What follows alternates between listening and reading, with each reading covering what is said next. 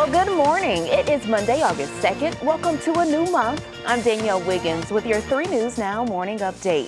Thanks for spending a few minutes with me on the WKYC Facebook and YouTube pages. We're in a bit of a cooler spell right now, but Holly has some good news for the end of the week.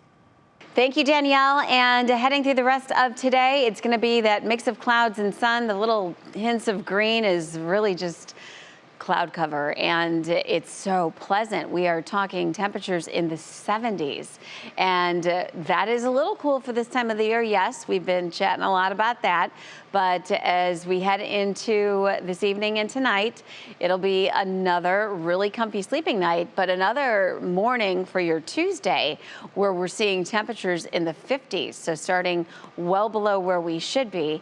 The difference with tomorrow is that we're going to be much closer to 80 degrees, and it'll start to feel more seasonal as we get into the middle of the week. And then if you've been missing the heat, it is coming back, and you'll see in the 7-day here in just a sec. In the meantime, today we'll go partly to mostly sunny skies. Pleasant as can be, mid-70s for highs, and the normal high is 83, so we're not too far from that. Shower chance 20% or less. And as we get into tomorrow and the next several days, the warm-up starts up. It's going to end up being a beautiful Tuesday, Wednesday, Thursday for that matter. And if you like it hot, this weekend is going to be one for the pool. Mid to upper 80s to near 90 degrees. Danielle, back to you. Thank you so much, Holly. And today, evictions could begin for hundreds affected by the moratorium or temporary stop on evictions over the pandemic. After Congress failed to reach a deal to extend the halt, well, landlords, they aren't waiting. So what should you do if you're affected? The good news is you don't need to panic yet. The eviction process starts with a 3-day notice posted on your door. Even after that, the court process takes weeks, even just to have a first hearing. And during that time, you can stay in your home. Usually takes 2 or 3 weeks for the court to conduct what is the first hearing in order to hear the tenants and the landlord's positions. The tenant does not have to vacate the premises until the court orders that the eviction happen. It still remains to be seen what happens if you're approved for federal aid money, but are still waiting for that money when the eviction process starts. We, of course, will stay on top of that part of the story for you, and we'll bring you the latest on WKYC.com. Turning to the pandemic, COVID cases continue to soar in almost every state. We're averaging more than 70,000 infections a day. That's a 62% increase from the previous week. But here in Ohio specifically, there's been a significant drop in daily new COVID cases. 857 new cases reported Sunday compared to 1,469 on Saturday. That's more than a 600 case decline. But as the CDC continues updating its COVID data tracker, more and more Northeast Ohio counties are turning from yellow to orange, meaning they're going from moderate to substantial transmission. Ashland County is the only one in our region that's red as of right now, indicating a high transmission level. And we'll be seeing more vaccine pop-up clinics again. Cuyahoga Public Library begins one of several today. From 10 to noon, the Rockport branch on West 140th will host a clinic. Now remember, these are free for those 18 and older. Clevelanders can win bus passes, gift cards, and other prizes. Medicaid members 18 and over can also get a $100 gift card. The library is also hosting a clinic Wednesday, Friday, and several days next week. And nationwide, the number of U.S. COVID-19 cases has surpassed 35 million as California became the first state to pass 4 million. Now that's according to an NBC News tally late Sunday. California recorded almost 43,000 cases just over the last few days, with more than 3,000 just yesterday. Florida saw its highest new cases since the start of the pandemic on Saturday. And in Tokyo, where the Olympic Games are taking place, the number of COVID-19 cases is marking new daily record highs. The government says cases surged to a record 4,058 Saturday. Now that number exceeds 4,000 for the first time.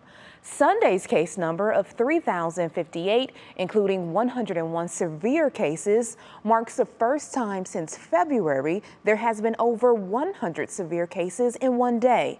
It's the 5th consecutive day with over 3,000 cases. And in developing news from overnight, I know that you heard this and you probably see it all over your timeline. Simone Biles is back. Team USA Gymnastics says the Ohio native plans to compete in the games tomorrow on balance beam. Suni Lee will also compete in the final and will be a medal contender. The competition will happen between 4 and 6:30 a.m. local time on Tuesday. And of course, this also taking over your social feeds today is the fact that 21-year-old Jade Carey has won gold for Team USA in the individual floor exercise. So congratulations to Jade. And here are 3 things to know locally right now. The primary election to choose a congressional seat for Ohio is tomorrow. The winners of the Democratic and Republican races will square off in the general election. So on November 2nd, that's when that general election occurs. Yesterday, Chantel Brown and Nina Turner attended the same service at the Word Church. Now this happened after a weekend of fierce campaigning with big ticket names. An Ohio State Highway Patrol trooper will be honored today for helping save a woman's life a week ago. Trooper Ian Lowry helped save a migrant woman who fell off a train and broke her leg last Monday. Lowry and a Texas trooper helped rush her to the hospital. And drivers in the village of Peninsula will have to pay to park on many public streets starting today. The village's parking spots used to give free access to the Cuyahoga Valley National Park and the Towpath Trail. Peninsula Mayor Dan Schneider says the village hopes to generate as much as $75,000 a year from the more than 2 million visitors of the park and trail. You'll pay through a smartphone app. Time now for the best news you're going to hear all day. At least I hope so. Well, this news is especially for those who love the theater and have been waiting to get back to see a show over the past year and a half. Wicked is returning to Playhouse Square in December, and tickets are going on sale today. The Tony Award-winning musical tells the backstory of the Witches of Oz from The Wizard of Oz long before Dorothy shows up. The show runs December 8th through January 2nd, and this is the 3rd time the show will be in Cleveland. It was last here in 2017.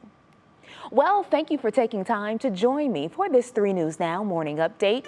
Our digital team will continue to bring you the stories making headlines around Northeast Ohio and beyond. Make sure you continue to check our social media pages at WKYC.com throughout the day.